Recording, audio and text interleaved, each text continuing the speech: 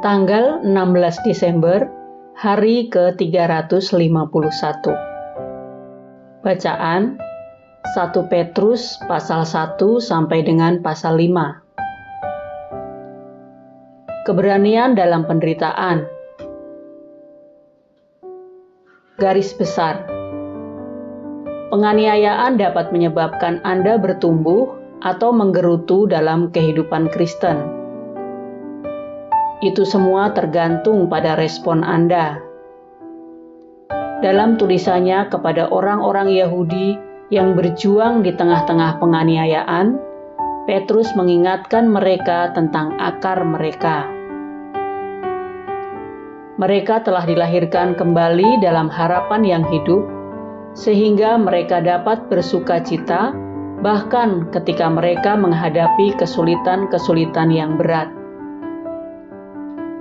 Dalam kehidupan sehari-hari mereka, watak dan perilaku mereka haruslah mengatasi celaan, karena mereka adalah gambar dari Yang Kudus yang memanggil mereka.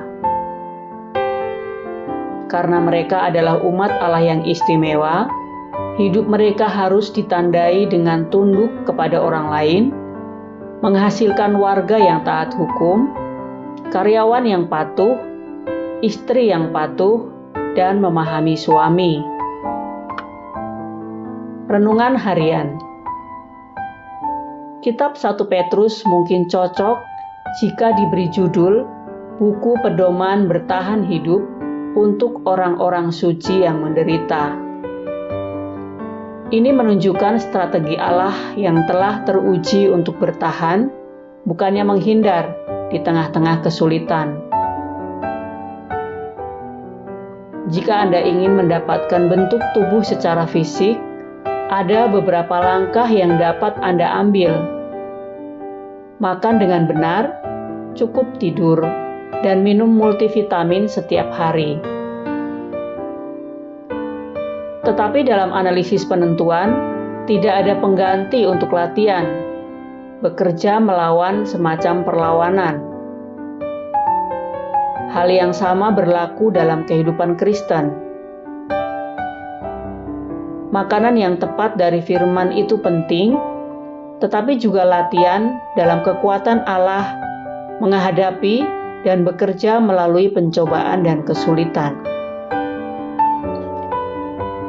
Tuhan, pelatih yang sempurna, tahu persis apa jenis latihan yang Anda butuhkan untuk mengubah area kelemahan Anda untuk menjadi bidang yang serupa dengan Kristus.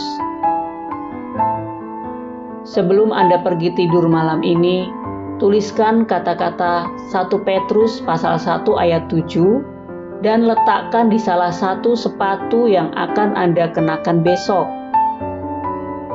Ketika Anda bangun, biarkan catatan itu mengingatkan Anda bahwa Allah ingin menguatkan iman Anda hari ini, dan pencobaan mungkin akan menjadi bagian dari latihan Anda. Mandi dengan air panas sesering mungkin merupakan cara untuk menjaga orang tetap bersih. Pendalaman. Batu penjuru 1 Petrus pasal 2 ayat 6. Petrus membuat suatu gambaran yang nyata tentang Kristus pasal 2 ayat 6 ketika dia mengutip Yesaya 28 ayat 16. Aku meletakkan sebagai dasar di Sion sebuah batu, batu yang teruji, sebuah batu penjuru yang mahal, suatu dasar yang teguh. Pada zaman Alkitab, sebuah batu yang dipilih dengan hati-hati diletakkan di mana dua dinding dari sebuah bangunan bertemu. Lebih dari sekedar fondasi, landasan membantu menyelaraskan bangunan secara horizontal dan vertikal dan menyatukannya. Jadi, Kristus adalah yang paling penting di mana kita, sebagai batu hidup, sedang dibangun menjadi rumah rohani. 1 Petrus pasal 2 ayat 5. Para penetua, 1 Petrus 5 ayat 1. Posisi penatua yang disebutkan dalam surat Petrus 5 ayat 1 di tempat lain diambil dari konsep Yahudi yang sudah berusia berabad-abad. Gereja mula-mula mendasarkan kepemimpinannya pada kebiasaan Yahudi dari Dewan Penatua yang memerintah setiap sinagoga lokal. Para penatua ini merawat yang sakit, Yakobus pasal 5 ayat 14-15, dan menjelaskan kitab suci, 1 Timotius 5 ayat 17. Amin. Tuhan Yesus memberkati.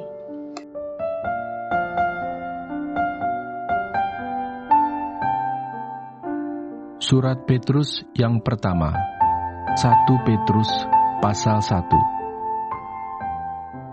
Salam dari Petrus, Rasul Yesus Kristus, kepada orang-orang pendatang yang tersebar di Pontus, Galatia, Kapadokia, Asia Kecil dan Britinia, yaitu orang-orang yang dipilih sesuai dengan rencana Allah Bapa kita dan yang dikuduskan oleh Roh, supaya taat kepada Yesus Kristus dan menerima percikan darah-Nya. Kiranya kasih karunia dan damai sejahtera makin melimpah atas kamu. Pengharapan, iman, dan kasih. Terpujilah Allah dan Bapa Tuhan kita Yesus Kristus, yang karena rahmat-Nya yang besar telah melahirkan kita kembali oleh kebangkitan Yesus Kristus dari antara orang mati kepada suatu hidup yang penuh pengharapan, untuk menerima suatu bagian yang tidak dapat binasa, yang tidak dapat cemar, dan yang tidak dapat layu, yang tersimpan di sorga bagi kamu, yaitu kamu yang dipelihara dalam kekuatan Allah karena imanmu, sementara kamu menantikan keselamatan yang telah tersedia untuk dinyatakan pada zaman akhir. Bergembiralah akan hal itu, sekalipun sekarang ini kamu seketika harus berduka cita oleh berbagai-bagai pencobaan. Maksud semuanya itu ialah untuk membuktikan kemurnian imanmu yang jauh lebih tinggi nilainya daripada emas yang fana, yang diuji kemurniannya dengan api, sehingga kamu memperoleh puji-pujian dan kemuliaan dan kehormatan pada hari Yesus Kristus menyatakan dirinya. Sekalipun kamu belum pernah melihat Dia, namun kamu mengasihinya. Kamu percaya kepada Dia, sekalipun kamu sekarang tidak melihatnya. Kamu bergembira karena sukacita yang mulia dan yang tidak terkatakan, karena kamu telah mencapai tujuan imanmu, yaitu keselamatan jiwamu. Keselamatan itulah yang diselidiki dan diteliti oleh nabi-nabi yang telah bernubuat tentang kasih karunia yang diuntukkan bagimu. Dan mereka meneliti saat yang mana dan yang bagaimana yang dimaksudkan oleh Roh Kristus yang ada di dalam mereka, yaitu Roh yang sebelumnya memberi kesaksian tentang segala penderitaan yang akan menimpa Kristus dan tentang segala kemuliaan yang menyusul sesudah itu. Kepada mereka telah dinyatakan bahwa mereka bukan melayani diri mereka sendiri, tetapi melayani kamu dengan segala sesuatu yang telah diberitakan sekarang kepada kamu dengan perantaraan mereka, yang oleh Roh Kudus yang diutus dari sorga menyampaikan berita Injil kepada kamu, yaitu hal-hal yang ingin diketahui oleh malaikat-malaikat. Kekudusan dan kasih persaudaraan. Sebab itu siapkanlah akal budimu, waspadalah dan letakkanlah pengharapanmu seluruhnya atas kasih karunia yang dianugerahkan kepadamu pada waktu penyataan Yesus Kristus. Hiduplah sebagai anak-anak yang taat dan jangan turuti hawa nafsu yang menguasai kamu pada waktu kebodohanmu, tetapi hendaklah kamu menjadi kudus di dalam seluruh hidupmu, sama seperti Dia yang kudus, yang telah memanggil kamu, sebab ada tertulis, kuduslah kamu, sebab Aku kudus. Dan jika kamu menyebutnya Bapa, yaitu Dia yang tanpa memandang muka menghakimi semua orang menurut perbuatannya, maka hendaklah kamu hidup dalam ketakutan selama kamu menumpang di dunia ini. Sebab kamu tahu bahwa kamu telah ditebus dari cara hidupmu yang sia-sia yang kamu warisi dari nenek moyangmu. Itu bukan dengan barang yang fana, bukan pula dengan perak atau emas, melainkan dengan darah yang mahal, yaitu darah Kristus yang sama seperti darah anak domba yang tak bernoda dan tak bercacat. Ia telah dipilih sebelum dunia dijadikan, tetapi karena kamu, ia baru menyatakan dirinya pada zaman akhir. Oleh dialah kamu percaya kepada Allah yang telah membangkitkan dia dari antara orang mati dan yang telah memuliakannya sehingga imanmu dan pengharapanmu tertuju kepada Allah. Karena kamu telah menyucikan dirimu oleh ketaatan kepada kebenaran, sehingga kamu dapat mengamalkan kasih persaudaraan yang tulus ikhlas, hendaklah kamu bersungguh-sungguh saling mengasihi dengan segenap hatimu, karena kamu telah dilahirkan kembali, bukan dari benih yang fana, tetapi dari benih yang tidak fana, oleh firman Allah yang hidup dan yang kekal. Sebab semua yang hidup adalah seperti rumput, dan segala kemuliaannya seperti bunga rumput. Rumput menjadi kering dan bunga gugur, tetapi firman Tuhan tetap untuk selama-lamanya. Inilah firman yang disampaikan Injil kepada kamu. 1 Petrus pasal 2. Yesus Kristus batu penjuru. Karena itu buanglah segala kejahatan, segala tipu muslihat, dan segala macam kemunafikan, kedengkian, dan fitnah. Dan jadilah sama seperti bayi yang baru lahir, yang selalu ingin akan air susu yang murni dan yang rohani, supaya olehnya kamu bertumbuh dan beroleh keselamatan, jika kamu benar-benar telah mengecap kebaikan Tuhan. Dan datanglah kepadanya batu yang hidup itu, yang memang dibuang oleh manusia, tetapi yang dipilih dan dihormat di hadirat Allah. Dan biarlah kamu juga dipergunakan sebagai batu hidup untuk pembangunan suatu rumah rohani bagi suatu imamat kudus, untuk mempersembahkan persembahan rohani yang karena Yesus Kristus berkenan kepada Allah. Sebab ada tertulis dalam kitab suci, sesungguhnya aku meletakkan di Sion sebuah batu yang terpilih, sebuah batu penjuru yang mahal, dan siapa yang percaya kepadanya tidak akan dipermalukan. Karena itu bagi kamu yang percaya, ia mahal. Tetapi bagi mereka yang tidak percaya, batu yang telah dibuang oleh tukang-tukang bangunan telah menjadi batu penjuru, juga telah menjadi batu sentuhan dan suatu batu sandungan. Mereka tersandung padanya karena mereka tidak taat kepada firman Allah, dan untuk itu mereka juga telah disediakan. Tetapi kamulah bangsa yang terpilih, imamat yang rajani, bangsa yang kudus, umat kepunyaan Allah sendiri, supaya kamu memberitakan perbuatan-perbuatan yang besar dari Dia, yang telah memanggil kamu keluar dari kegelapan kepada terangnya yang ajaib. Kamu yang dahulu bukan umat Allah, tetapi yang sekarang telah menjadi umat-Nya, yang dahulu tidak dikasihani, tetapi yang sekarang telah beroleh belas kasihan. Peringatan untuk hidup sebagai hamba Allah. Saudara-saudaraku yang kekasih, aku menasihati kamu, supaya sebagai pendatang dan perantau, kamu menjauhkan diri dari keinginan-keinginan daging yang berjuang melawan jiwa.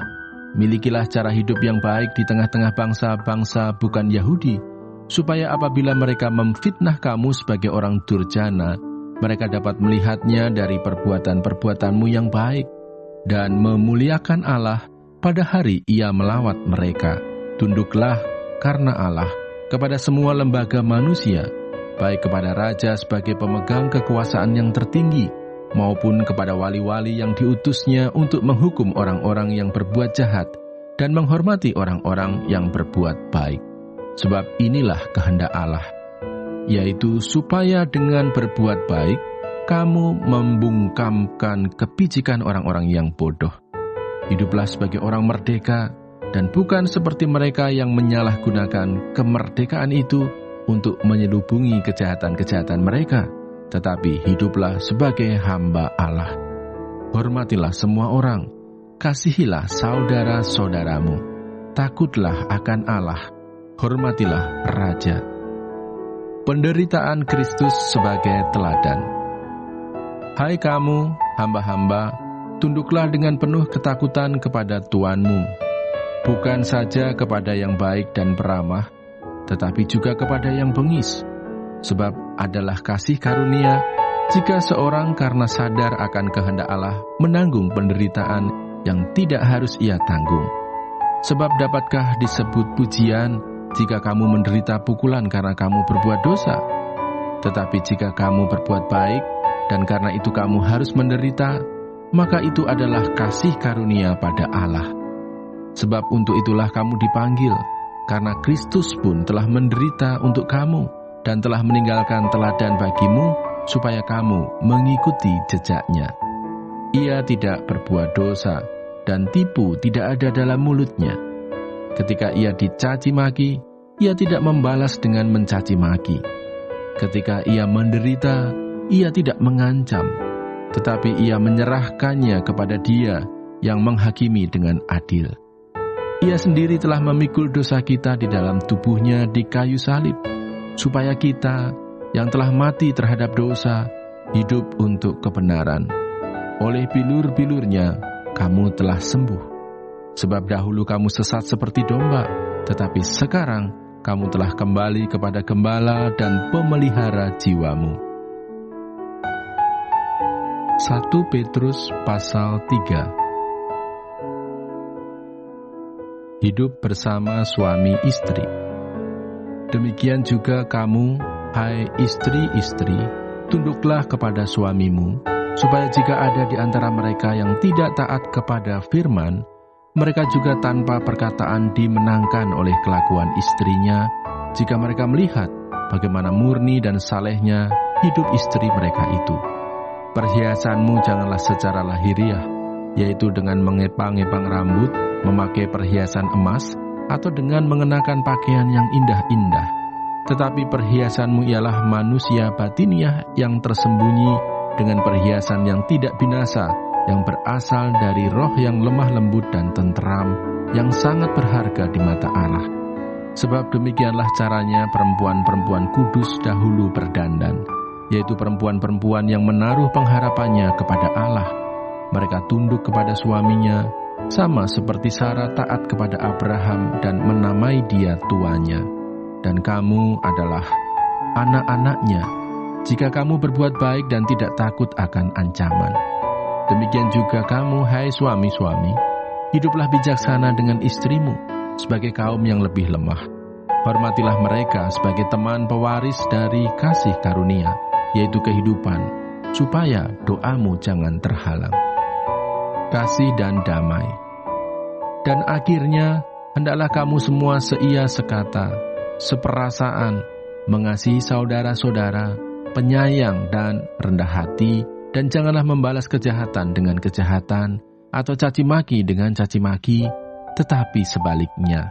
Hendaklah kamu memberkati, karena untuk itulah kamu dipanggil, yaitu untuk memperoleh berkat. Sebab, siapa yang mau mencintai hidup dan mau melihat hari-hari baik, ia harus menjaga lidahnya terhadap yang jahat, dan bibirnya terhadap ucapan-ucapan yang menipu. Ia harus menjauhi yang jahat dan melakukan yang baik. Ia harus mencari perdamaian dan berusaha mendapatkannya. Sebab mata Tuhan tertuju kepada orang-orang benar, dan telinganya kepada permohonan mereka yang minta tolong. Tetapi wajah Tuhan menentang orang-orang yang berbuat jahat. Menderita dengan sabar. Dan siapakah yang akan berbuat jahat terhadap kamu, jika kamu rajin berbuat baik? Tetapi sekalipun kamu harus menderita juga karena kebenaran, kamu akan berbahagia. Sebab itu janganlah kamu takuti apa yang mereka takuti, dan janganlah gentar. Tetapi kuduskanlah Kristus di dalam hatimu sebagai Tuhan, dan siap sedialah pada segala waktu untuk memberi pertanggungan jawab kepada tiap-tiap orang yang meminta pertanggungan jawab dari kamu tentang pengharapan yang ada padamu. Tetapi haruslah dengan lemah lembut dan hormat, dan dengan hati nurani yang murni, supaya mereka yang memfitnah kamu karena hidupmu yang saleh dalam Kristus menjadi malu karena fitnahan mereka itu. Sebab lebih baik menderita karena berbuat baik, jika hal itu dikehendaki Allah, daripada menderita karena berbuat jahat. Sebab juga Kristus telah mati sekali untuk segala dosa kita, Ia yang benar untuk orang-orang yang tidak benar, supaya Ia membawa kita kepada Allah. Ia yang telah dibunuh dalam keadaannya sebagai manusia, tetapi yang telah dibangkitkan menurut Roh. Dan di dalam Roh itu juga Ia pergi memberitakan Injil kepada roh-roh yang di dalam penjara, yaitu kepada roh-roh mereka yang dahulu pada waktu Nuh tidak taat kepada Allah. Ketika Allah tetap menanti dengan sabar waktu Nuh sedang mempersiapkan bahteranya, di mana hanya sedikit, yaitu 8 orang yang diselamatkan oleh air bah itu. Juga kamu sekarang diselamatkan oleh kiasannya, yaitu baptisan. Maksudnya bukan untuk membersihkan kenajisan jasmani, melainkan untuk memohonkan hati nurani yang baik kepada Allah oleh kebangkitan Yesus Kristus yang duduk di sebelah kanan Allah setelah Ia naik ke sorga, sesudah segala malaikat, kuasa dan kekuatan ditaklukkan kepadanya. 1 Petrus pasal 4.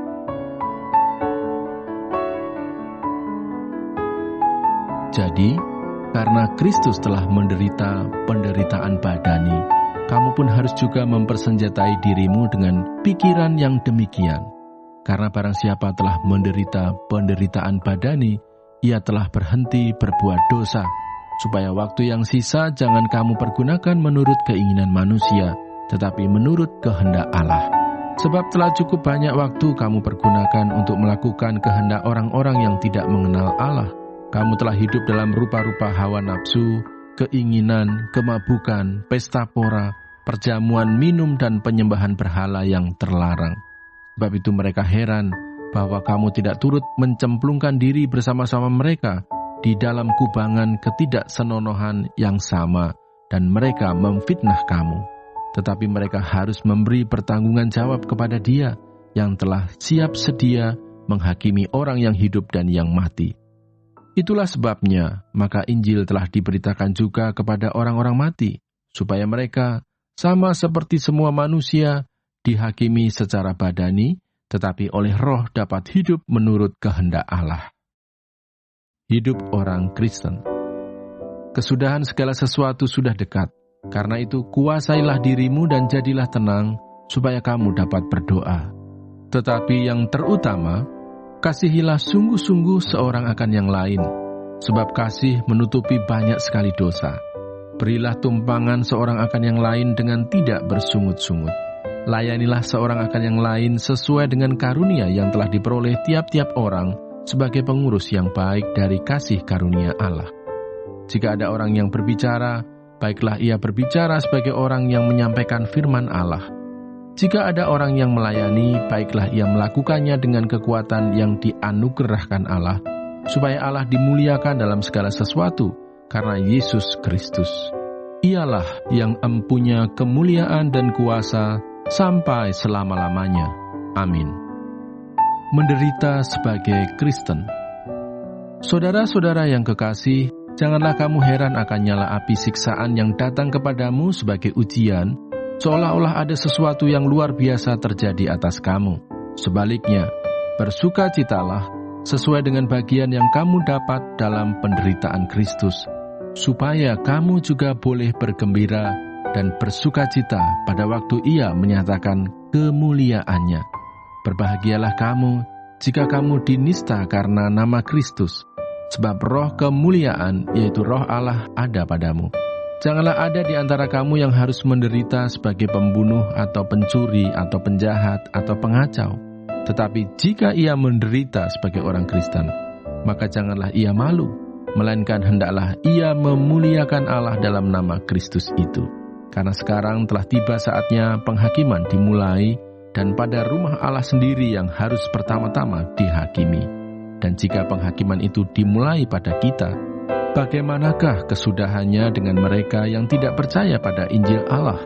Dan jika orang benar hampir-hampir tidak diselamatkan, apakah yang akan terjadi dengan orang fasik dan orang berdosa? Karena itu, baiklah juga mereka yang harus menderita karena kehendak Allah, menyerahkan jiwanya dengan selalu berbuat baik kepada Pencipta yang setia. 1 Petrus pasal 5.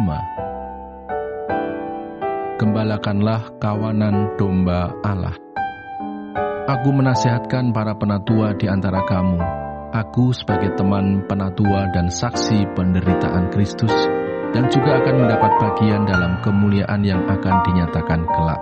Gembalakanlah kawanan domba Allah yang ada padamu, jangan dengan paksa, tetapi dengan sukarela sesuai dengan kehendak Allah. Dan jangan karena mau mencari keuntungan, tetapi dengan pengabdian diri.